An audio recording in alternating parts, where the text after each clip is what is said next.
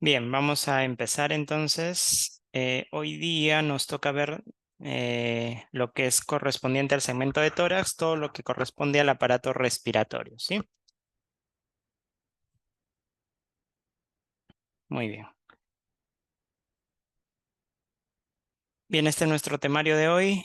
Hoy día vamos a ver primero lo que son las vías respiratorias, desde las fosas nasales, faringe, laringe, tráquea, árbol bronquial. Luego entraremos al estudio ya de lo que es el alveolo pulmonar, un poco de fisiología también respiratoria. Luego pasaremos al estudio de la pleura y finalmente los pulmones con sus segmentos y divisiones, ¿ya? Muy bien, primero empecemos viendo lo que son las vías aéreas. Las vías aéreas se pueden dividir en lo que son vías aéreas extrapulmonares y vías aéreas intrapulmonares.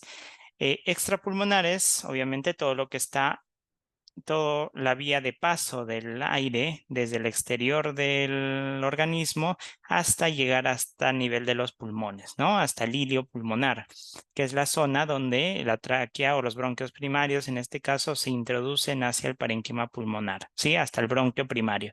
Y luego, dentro del parénquima pulmonar, los bronquios se van a ir dividiendo en bronquios lobulares primero, lobares, luego segmentarios y luego bronquios subsegmentarios con toda una subdivisión de bronquiolos propiamente dichos, bronquiolos terminales y finalmente bronquiolos respiratorios. Y a los bronquiolos respiratorios en su pared van a tener incluso ya alveolos pulmonares que van a cumplir la función de intercambio gaseoso y finalmente lo que son los acinos alveolares, conductos alveolares y sacos alveolares, ¿no? Más adelante lo vamos a ver eso.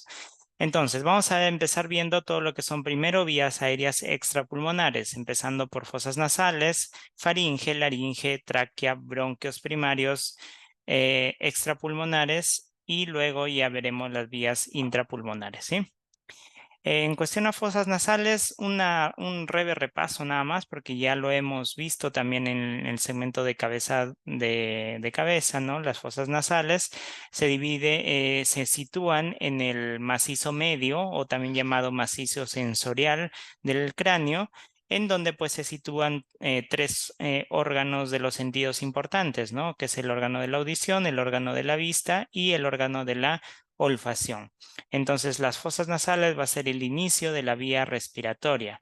Va a tener distintas paredes, va a tener un techo, va a tener una base, va a tener las paredes laterales, que vendrían a ser estas, en las cuales están los cornetes nasales, y por debajo de cada uno de los cornetes, los meatos, ¿no? Los meatos, y en la parte del medio va a haber un tabique nasal, que vendría a ser la pared medial, ¿no? De la cavidad nasal propiamente dicha, ¿sí? En esta zona, esta es una vista de una de las paredes laterales. Acá, como vemos, tenemos los cornetes superior y cornete medio, que es dependencia del hueso etmoides, y el cornete inferior, que es un hueso propiamente dicho. Y por debajo de cada uno de los cornetes vamos a tener los meatos. Acá estará el meato superior, entre el cornete medio y el cornete inferior estará el cornete medio, y por debajo del cornete inferior estará el meato inferior. Este es el orificio nasal, ¿no? El orificio nasal por donde va a ingresar el aire tiene una gran cantidad de folículos pilosos con vellosidades cuya función va a ser purificar el aire y evitar que ingresen partículas grandes. Y luego va a estar la zona respiratoria que se conforma por los cornetes y los meatos. Estos cornetes van a ser ricamente vascularizados y al tener esta estructura como una especie de sobresaliente sobre las paredes de la pared nasal, va a hacer que el aire empiece a tener un flujo turbulento, ¿no? Es como si el aire ingresara fluidamente por esta apertura nasal y se chocara con grandes turbinas o grandes divisiones dentro de esa cavidad, haciendo que este aire empiece a tornar un flujo turbulento y ya no laminar como inicialmente ingresó, ¿no?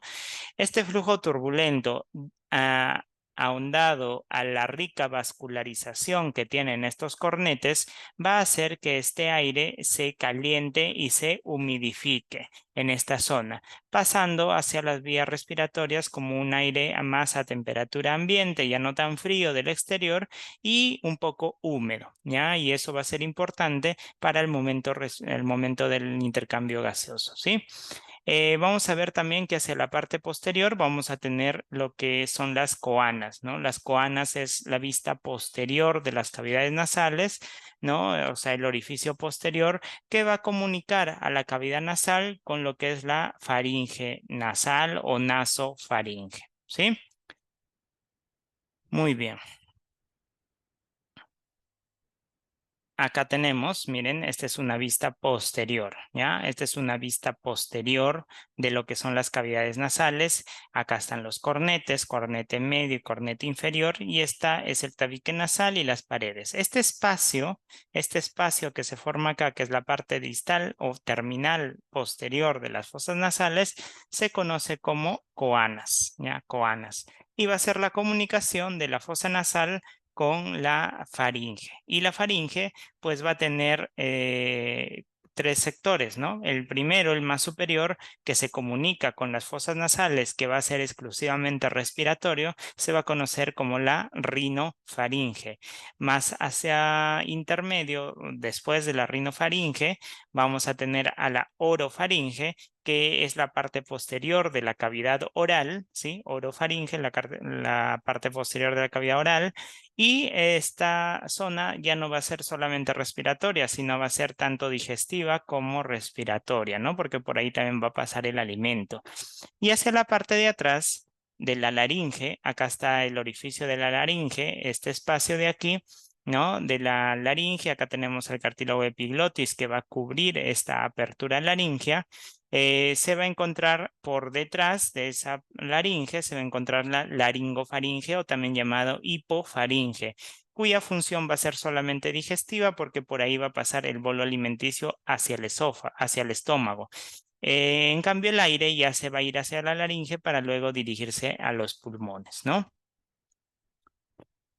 Una cosita rápida aquí en esta zona posterior o mejor dicho, en la rinofaringe o nasofaringe que estaba acá, vamos a tener la desembocadura aquí de las trompas de Eustaquio, ¿no? Las trompas de Eustaquio que vienen desde el oído medio, ¿sí?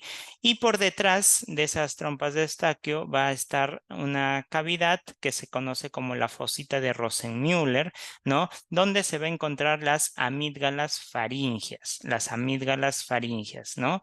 Que son importantes grupos linfonodales que se encuentran pues en la parte posterior, ¿no? De la nariz y que a veces se inflaman ocluyendo totalmente esta zona de paso de aire y por eso generalmente en niños, ¿no? Vemos a los pacientes que empiezan a respirar por la boca porque esta zona se ha ocluido debido a la inflamación de esos órganos linfoides, ¿no? Las famosas, como les dicen, cuando se inflaman estas, estas amígdalas faringias, las adenoides, ¿no? La famosa adenoides, ¿sí?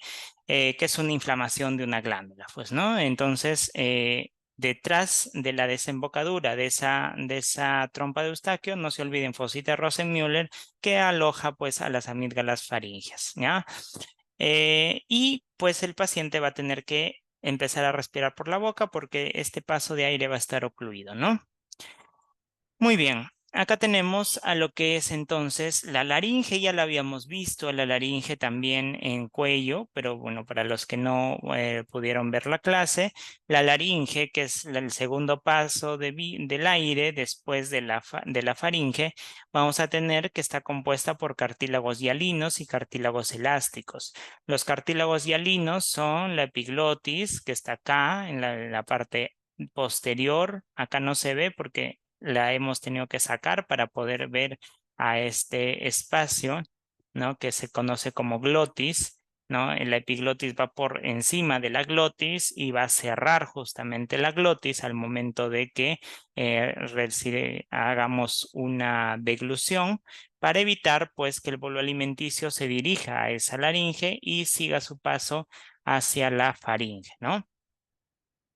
Más o menos es como si acá estuviera la faringe, ¿no? En la parte posterior, en la parte anterior está la laringe y la epiglotis va a estar en esta posición, ¿no? En esta posición. Entonces, cuando el bolo alimenticio va a pasar desde la boca, esta epiglotis lo que hace es cerrar, ¿no? Cierra porque la laringe asciende y este epiglotis tapa el acceso a la laringe y deja que el bolo alimenticio siga su camino hacia el esófago, ¿sí?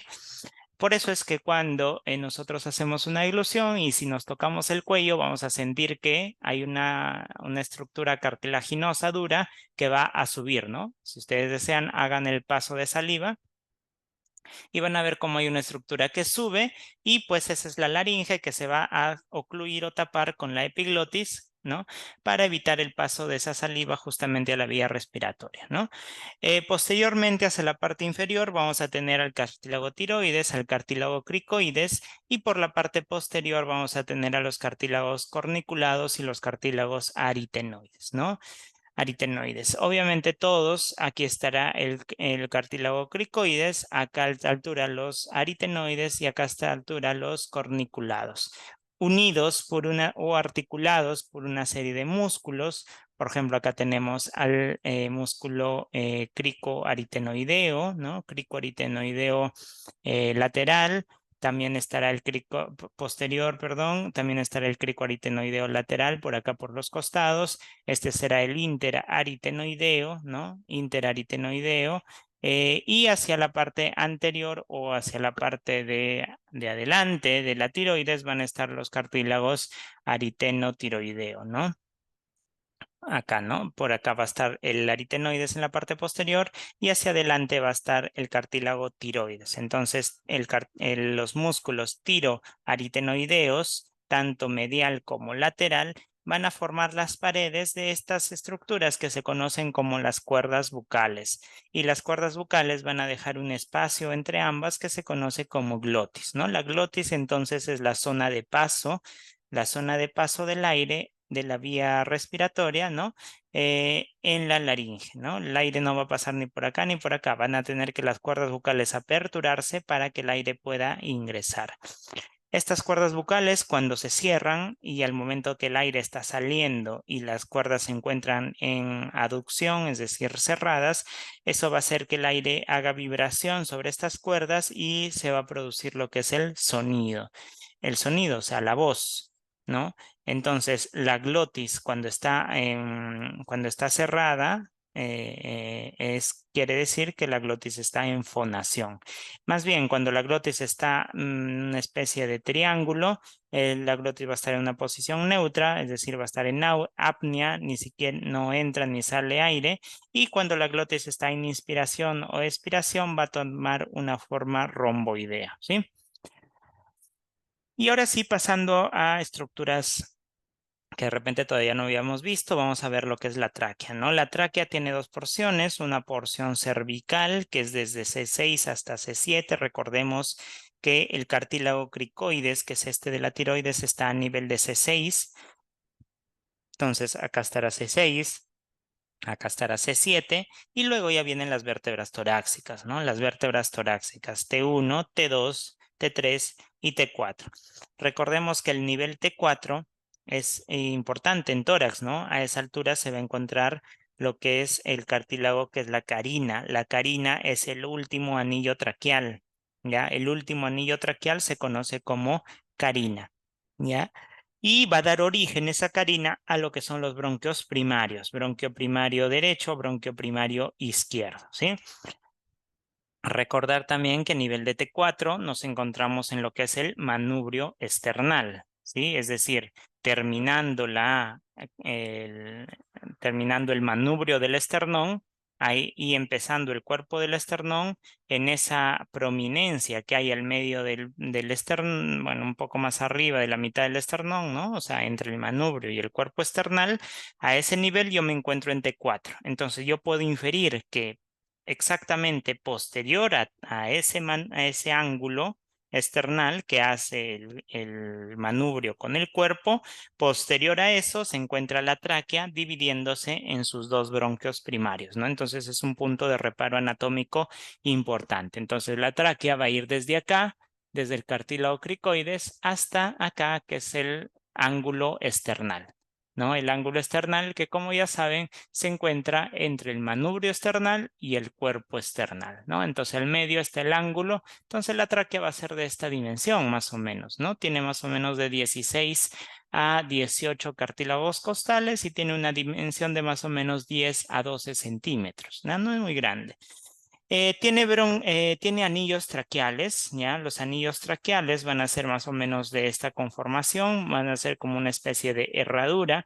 En el interior de los anillos traqueales se va a encontrar el epitelio respiratorio, que, bueno, seguramente en alguna clase de histología van a conocer que este epitelio respiratorio es un epitelio pseudoestratificado cilíndrico ciliado, ¿no? Porque tiene vellosidad de cilios en su borde, lo que hace que esos cilios muevan el moco, el moco o cualquier cuerpo extraño, expulsándolo hacia vías más altas, ¿no? Para luego expectorarlo, ¿no? En la parte posterior, uniendo a los anillos traqueales, se encuentra este músculo que se conoce como músculo retrotraqueal. Y posterior a eso voy a encontrar a lo que es el esófago, ¿sí? El esófago. Muy bien, hay que recordar también que esta tráquea va a tener una ligera desviación hacia la derecha, ya va a tener una ligera desviación a la derecha, mientras que el esófago va a tener una ligera desviación hacia la izquierda. Sí, miren, acá está esta imagen donde vemos, ¿no? Donde vemos, ahí está, que la tráquea se desvía hacia la derecha, mientras que el esófago se desvía hacia la izquierda. ¿Sí? ¿Por qué se desvía la tráquea a la derecha? Porque el pulmón derecho es más grande, por lo tanto va a como que jalar, va a retraer un poco hacia la tráquea hacia la derecha. ¿Y por qué el esófago se va hacia la izquierda? Porque a la izquierda es donde se encuentra el estómago, ¿no? El estómago está en el epigastrio, pero hacia la izquierda. Entonces el esófago se va a ir un poco desviando hacia la izquierda, porque recuerden que a la derecha está el hígado, ¿no? Si a la derecha está el hígado, el estómago está un poquito hacia la izquierda, ¿ya? Entonces el esófago se va a ir desviando hacia la izquierda, mientras que en cuestión de tórax, más bien hacia del centro hacia la izquierda va a estar el corazón. Y entonces el pulmón izquierdo va a ser más pequeño, el pulmón derecho va a ser más grande, por lo tanto el pulmón derecho, como es más grande, va a jalar un poco más hacia la tráquea, hacia la derecha, ¿ya? Muy bien. Entonces, 16 a 18 anillos traqueales. El último anillo traqueal se va a encontrar a nivel de T4 y se conoce como carina. Y a partir de esa carina van a salir los bronquios primarios. Y ahí que están los bronquios primarios. Este es el bronquio derecho, que tiene una dimensión de 2 a 3 centímetros nada más. El bronquio izquierdo es mucho más largo, de 5 a 6 centímetros. Y el ángulo, miren, el ángulo del bronquio derecho es más vertical, mientras que del bronquio izquierdo es más horizontalizado, ¿no? El ángulo del bronquio derecho con la vertical es de más o menos 20 grados, mientras que del bronquio izquierdo con la vertical es más o menos de 40 a 50 grados, ¿sí? Muy bien. Este bronquio derecho, como ven, es más corto. Este es más largo. ¿Por qué? Porque en este lado está lo que es el corazón, ¿no? Aquí se encuentra el corazoncito. Entonces, el bronquio izquierdo va a tener que hacer un viaje más largo para recién hacer sus divisiones a nivel del pulmón, porque tiene que sortear al corazón. Y también porque el bronquio derecho, el pulmón es más grande, ¿no? El pulmón acá es más grande. Miren, el pulmón va a contener el 55% del peso de ambos pulmones, mientras que el pulmón izquierdo solamente el 45% del peso, ¿sí?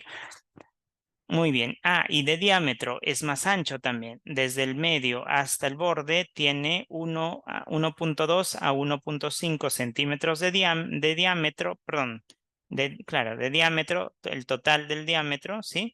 Mientras que el izquierdo solamente tiene de 1.1 a 1.2. Esto nos da a concluir que si, por ejemplo, ingresa un cuerpo extraño, si ingresa un cuerpo extraño por la tráquea, ¿a dónde va a ser más fácil que este cuerpo extraño se vaya? ¿Hacia la derecha o hacia la izquierda? Si estamos diciendo que este bronquio es más grande, es más vertical y es más corto, entonces es más probable que el cuerpo extraño se vaya hacia la derecha, porque por gravedad, como es más verticalizado, entonces lo más probable es que se vaya hacia la derecha. Más difícil es que se vaya hacia la izquierda. Y si se va a la derecha, ¿a cuál bronquio será más probable? A este de acá, ¿no? Acá por gravedad. Entonces se va a ir al lóbulo inferior. Entonces acá es donde se dan la principal cantidad de aspiraciones, ¿no? Las aspiraciones más que todo se van a dar hacia el lado derecho en los lóbulos inferiores, ¿sí?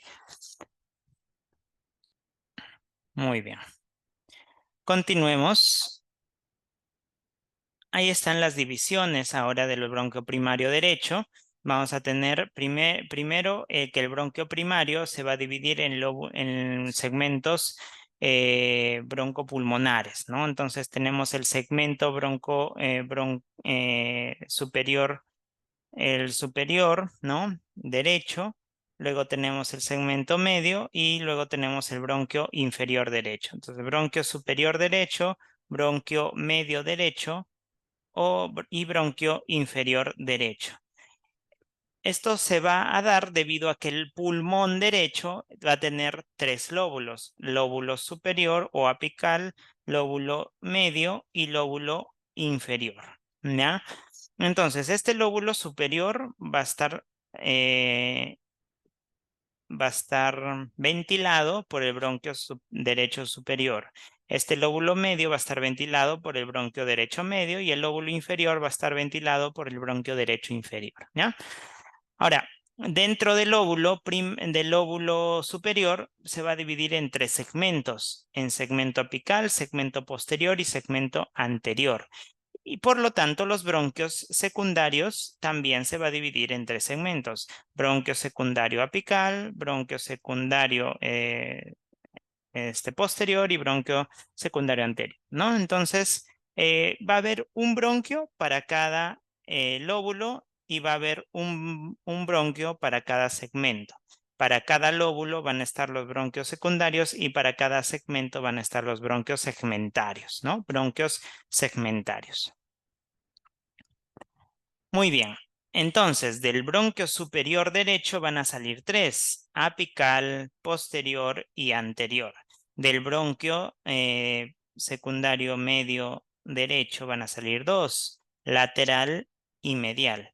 Y del bronquio inferior van a salir tres: cinco, perdón, el apical del lóbulo inferior y cuatro basales: basal posterior, basal lateral, basal anterior y basal medial. En total, 10 bronquios segmentarios, ¿ya? Para cada uno de los segmentos. A diferencia de la división que hay en el lado izquierdo. En el lado izquierdo, a diferencia del lado derecho, no van a ser dos bronquios secundarios, tres bronquios secundarios, superior, medio, inferior, sino van a ser solo dos: el bronquio superior izquierdo y el bronquio inferior izquierdo. Y de cada uno de ellos van a salir 4 segmentos en total. Miren, al lado derecho teníamos al apical y al posterior. En este caso se van a fusionar. Por lo tanto, va a ser el bronquio apical posterior, ¿ya? Bronquio apical posterior. Luego va a haber un anterior, luego va a haber un lingular superior y un lingular inferior. Entonces es un poco distinto, ¿no? Acá habían tres: el apical, el posterior y el anterior. En este caso, el apical y el posterior se han fusionado en uno. El anterior va solito y luego están los dos lingulares: lingular superior y lingular inferior. Y abajo, en el bronquio secundario inferior izquierdo, vamos a tener que van a salir cuatro bronquios segmentarios. Vamos a tener el apical inferior, ese es el mismo que acá, el apical inferior, ya es el mismo. Pero miren acá, el medial y el anterior, que acá estaban separados, acá están fusionados. Entonces, basal, medial anterior, y luego está el basal lateral y el basal posterior. ¿Sí? Entonces, en total son 8 bronquios segmentarios para los 8 segmentos del pulmón izquierdo, y en el lado derecho son 10 bronquios segmentarios. ¿Sí? Muy bien.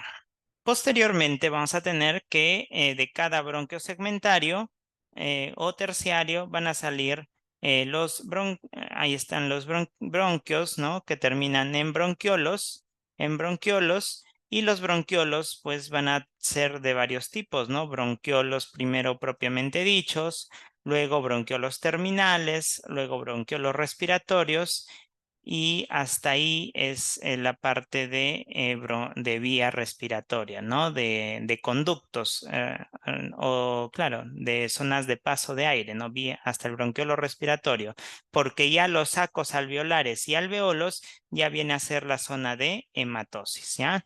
Bronquiolo respiratorio más sacos alveolares y alveolos se conocen como acinos alveolares. Y si nos vamos más arriba y cogemos al bronquiolo terminal, eso se conoce como lobulillo alveolar, ¿sí? Acinos, lobulillos. Una cosa son sacos alveolares y alveolos, otra cosa son acinos que unen a los sacos con los bronquiolos respiratorios, y otra cosa son los lobulillos, ¿no? Los lobulillos respiratorios. Todo esto como parte de la división que hacen los bronquios segmentarios en bronquiolos, ¿no? Bronquiolos propiamente dichos, bronquiolos terminales, bronquiolos respiratorios, y finalmente en sacos alveolares y alveolos, ¿sí? Del bronquiolo respiratorio, miren, acá tenemos un bronquiolo respiratorio.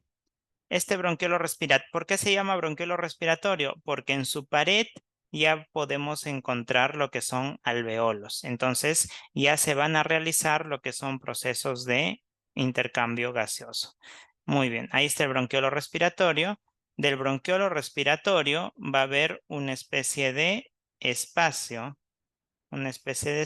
que se conoce como el vestíbulo. De este vestíbulo se van a abrir una serie de conductos alveolares, ¿ya? Por todas las paredes del vestíbulo. Por todas las paredes del vestíbulo, una especie de conductos alveolares. Y de los conductos alveolares van a estar pues los sacos alveolares, ¿sí? Que van a ser un conjunto de racimos de alveolos, ¿no? Ahí están los sacos alveolares, ¿no? Por todos los lados.